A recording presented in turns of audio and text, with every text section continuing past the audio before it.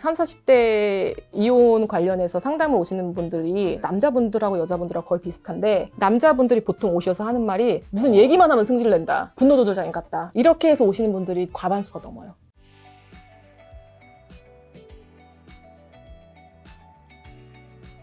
그럼 지금까지 뭐 그렇게 내방한 이제 상담한 고객의 숫자랑 그다음에 뭐 재판까지 갖는 숫자 뭐 이렇게 나눠서 계산한다면 어느 정도 될까요, 변호사님은? 저희가 한 달에 40~50건 정도의 상담을 하거든요. 그래서 10년치만 해도 한 그러면은 5,000건 정도 될 것 같고요. 상담 건수는. 그래서 거기서 실질적으로 소송으로 이어져서 제가 대리인으로 수행한 거는 한 1,500, 2,000 사이가 되지 않을까 싶어요. 건수로 하면 이혼 소송하고 상간 소송하고 합쳐서. 근데 생각해보니까 네. 이혼 전문 변호사로서 그렇게 수천 명을 만나다 보면 뭔가 결혼, 부부, 네. 사랑 네. 이런 게 우리가 어릴 때 이제 막 동화 속에서 보고 20대까지 뭔가 아름답지만 점차 나이가 들어가면서 그 영원하지 않다는 걸 알게 되고, 어떻게 보면 또 변호사님은 그 밑바닥을 열다 보면 뭔가 현멸감도 느끼고 할 것 같은데 좀 어떠세요? 그거는 너무 맞는 말이고요. 사실 그래서 저는 별로 되게 자주 하는 말인데, 변호사님은 이렇게 가만히 앉아 있어서 카페에서 가만히 앉아 있으면 지나가는 커플들만 봐도 불륜인지 아닌지 알 수 있지 않냐, 막 이렇게 딱 보면 알 수 있지 않냐, 이런 말씀들을 되게 많이 하시거든요. 알 수 있을 것 같죠? 일반 사람들보다는 촉이 좀 더 발달하겠죠. 그쵸. 일반 사람들도 카페 갔는데 예를 들면 누가 딱 있는데 이상한데? 부부는 아닌 것 같은데. 너무 다정해. 나이가 드셨는데도 너무 다정해.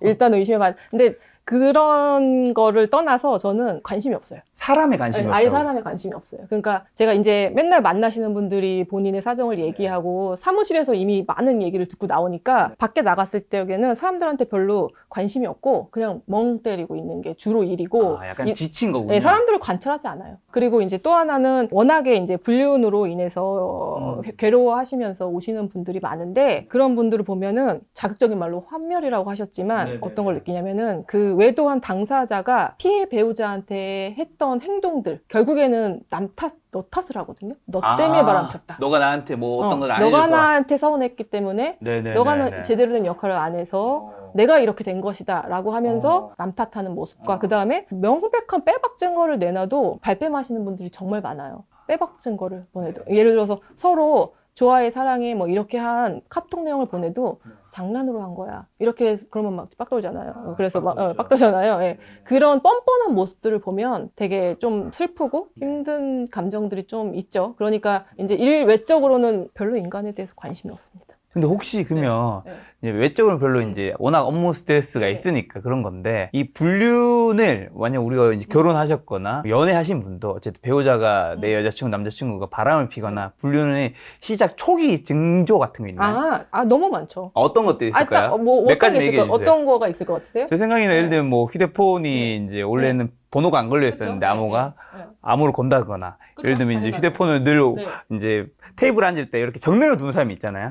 늘 정면으로 두는 사람이 어느 순간 갑자기 뒤로 계속 놔둬. 그러면 좀 이상한 거죠. 습관의 패턴에서 벗어난 것들이 보였을 때부터 의심스러운 거의 시작이지 않을까. 정확합니다. 근데 이제 이거는 일부분이고, 핸드폰은 사실은 제일 많이 갑자기 패턴 걸어놓고 하는데 이제 그런 것들이 가장 의심스럽다라고 하는데, 사실은 고수들은 여러분 핸드폰을 이렇게 놔둬요. 집에다가. 왜일까요?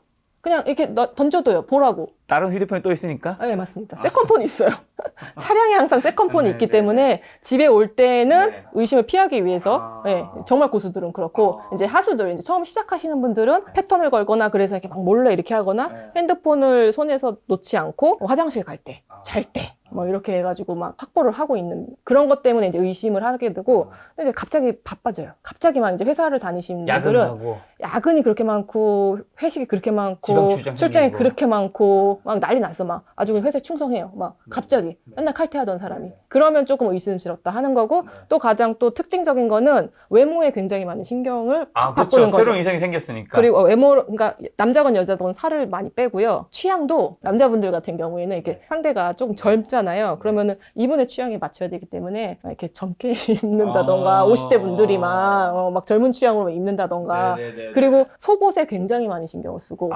신경 써야죠. 그 다음에 좀 그렇지만 좀 확대 수술이라던가 확대 수술이라던가 이런 거를 많이 하시고, 치장 많이 하시고, 이런 걸로 봐서 좀 이상하다 하면은 대부분 맞는 것 같아요. 여기서 궁금한 거 두 가지가 있는데, 그러면 이제 휴대폰을 2대 쓰시는 분들이 있잖아요. 있지요? 만약에 내 배우자가 여자든 남자든 2대를 안 쓰던 사람이 두 대를 쓰기 시작했다. 그러면 충분히 일단은 의심해 볼 만한 건가요? 두 대는 근데 그 세컨폰은 우리 배우자한테 절대로 그 존재를 알려지지가 않는 거죠. 근데 그냥 업무상 뭐 두 대 두고 다니는 사람들도 있잖아요. 아, 그러면은 의심은 해봐야 되는데 갑자기 그래 생겼다 하는데 갑자기라면 보통은 어디 깊숙하게 넣어놓는다거나 차량에 넣어놓고 보통 집으로 귀가를 한다거나 그렇기 때문에 이 존재를 보통 숨겨요. 그러다가 우연히 아는 거죠. 막 이제 술 먹고 약간 해이해진 날. 그럼 혹시나 이제 그렇게 불륜을 하게 되면 내 원래 배우자와 그런 밤에 맺는 관계를 아예 안 맺게 되나요? 아니면 이제 의심을 안 사기 위해서 정상처럼? 아니면 뭔가 그런 피하기 위해서 더 많이? 어떻게 이게 좀 관계가 있을 것 같은데. 김 작가님 되게 재밌어 하신다. 불륜을. 신나셨어. 그거예요. 80% 정도는 거부해요. 거부하고 그게 이상했어요, 변호사님. 남편은 굉장히 성욕이 강한 사람이에요. 부인은 굉장히 성욕이 강한 사람이에요. 근데 최근 몇 달 사이에 내가 갑자기? 다가가도 피곤하다면서 거부했어요. 피곤하겠죠? 그러니까 이제 집에 와서는 거부를 하고, 그 다음에 20% 정도는 전혀 눈치를 못 챘대요. 왜냐면은 이전과 동일하게 그 부부 성생활을 했기 때문에 그분들은 이제 체력이 좋으신 분들. 자, 그러면 이제 원래는 사실 사랑해서 결혼한 부부인 거잖아요. 당연한 거겠죠. 네. 근데 그런 분들이 왜 이제 일단 이혼을 할까요? 사랑해서 결혼하면은 왜 이혼을 할까요? 네. 왜 이혼을 한다고 생각하세요? 유혹이 생기니까. 유혹이 생기니까. 유혹이 생기고 그다음 두 번째는 어쨌든 사랑이 감정이 네. 뭐 영원하면 좋겠지만 네. 영원하지 않을 때가 많고 그다음에 결혼한 이후에는 이제 그 민낯의 모습을 다 보여주다 보니까 네. 거기서 이제 사랑의 감정이 좀 줄어들다 보니 또 다른 데 뭔가 흔들리기도 하고 그런 게 있지 않을까 싶기도 하고요.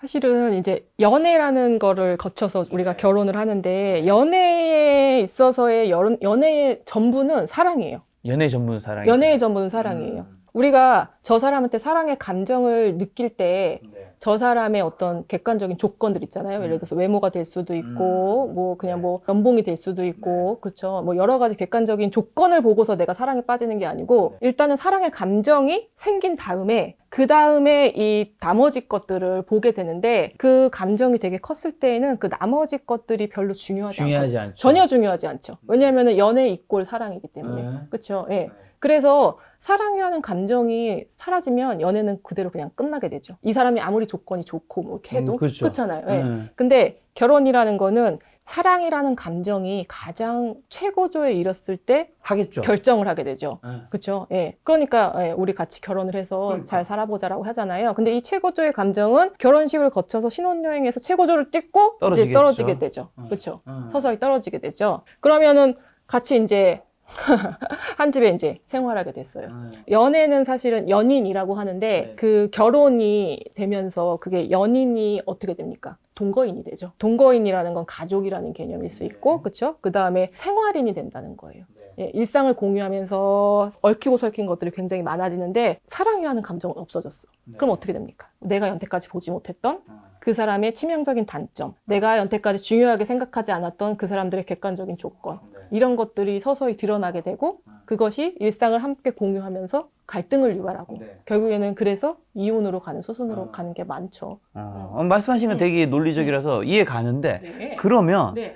이혼을 안 하는 사람들은 뭐예요? 다수가 이혼을 하는 건 아니고 사실 여전히 이혼 안 하는 사람이 더 많긴 하잖아요. 맞아요. 그분들도 정점이 결정했고 어느 정도 떨어진 건 다 있을 텐데. 당연하게 그렇게 해서 결혼 생활을 유지하는 분들이 많잖아요. 근데 그 결혼 생활을 유지해서 천년만년 내가 사랑의 감정은 전혀라기보다는 죄송합니다. 좀 없어지고. 사랑이라고 잘 표현하지 않죠. 이제 뭐 정이라든가 다르게 표현하시죠. 그러니까 우리가 이제 그죠? 릴레이션십, 프렌드십, 패밀리십 뭐 이런 쉽들을 많이 얘기를 하잖아요. 이제 그런 거를 유지를 하면서 이 사람이 우리가 얘기하는 이혼에까지 이르지 않는 치명적인 단점이 있는지 없는지를 우리가 생각하게 되고 그런 갈등들을 겪으면서 그 정도는 아니야 라고 하는 사람들이 혼인관계를 유지하는 거죠. 그래서 항상 우리가 얘기할 때 이런 사람을 배우자로서 피해야 된다. 이런 사람을 배우자로서 만나야 된다. 이런 거 굉장히 영상 많잖아요. 그런 영상들을 결혼 전에 한번 체크를 해놓으면 결혼 이후에 사랑이라는 감정이 많이 퇴색됐을 때 그런 걸로 어느 정도 검증된 사람을 유지할 수 있지 않느냐. 이런 의미 같아요.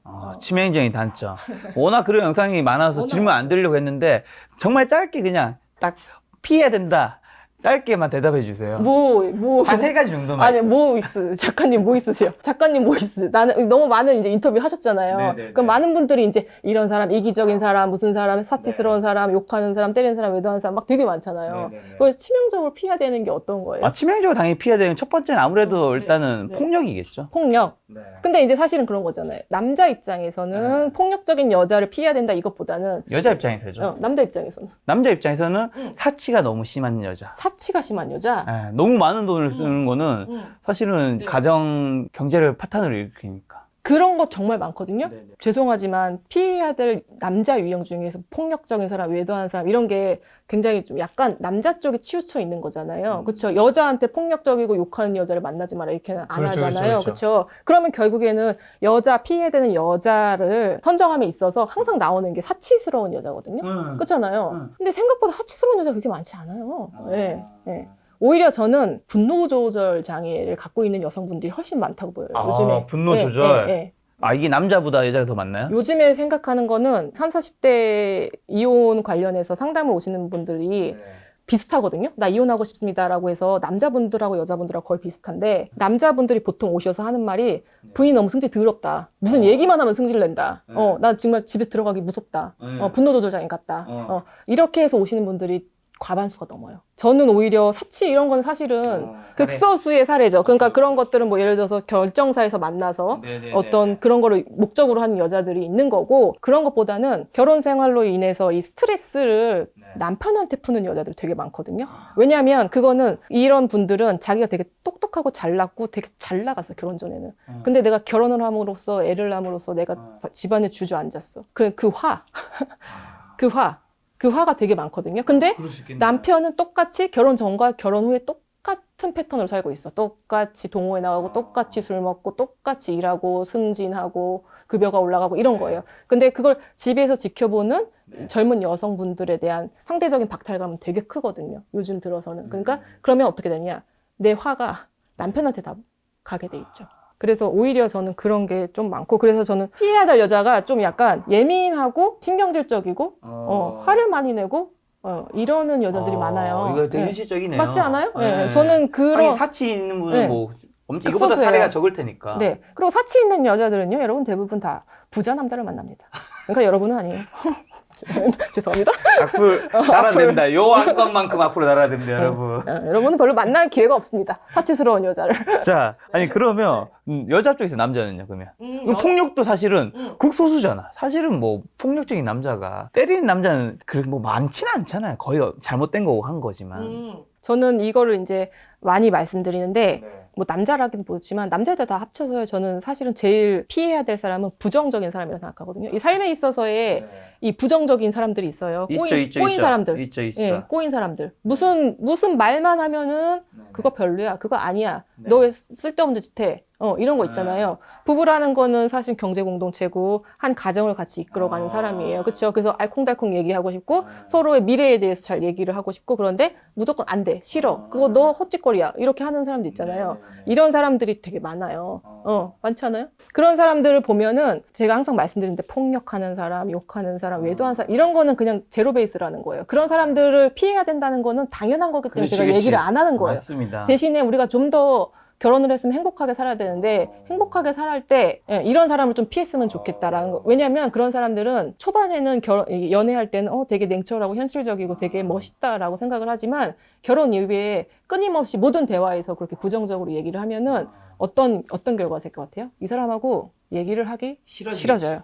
그래서 대화가 단절되고 그냥 쇼윈도 부부로 살게 돼요. 그렇기 때문에 저는 이제 조금 긍정적이고 조금 약간 밝은 사람 이런 사람이 좋을 것 같다. 분노와 이제 부정 이런 것들을 피하자. 조절 잘 하시죠? 그러니까 제가 오늘 말씀드리는데 어느 유튜브에 나갔는데 이 분노 조절 스피치 스타일이 조절 약간 못 하실 것 같긴 해요. 분노 조절 장애에 대한 제가 대화를 이렇게 했었어요. 이렇게 얘기를 했었는데 거기에 우연히 그 영상이 너무 빵 터진 거예요. 그게 한 1000만 나왔나 그랬을 거예요. 근데 거기에 이제 댓글에 네가 더 분노 조절처럼 생겼다. 그런 댓글이 있어가지고요. 제가 좀 와닿는데. 선생님 그래가지고 저도 많이 이제 수양을 하죠. 원래 이제 그렇습니다.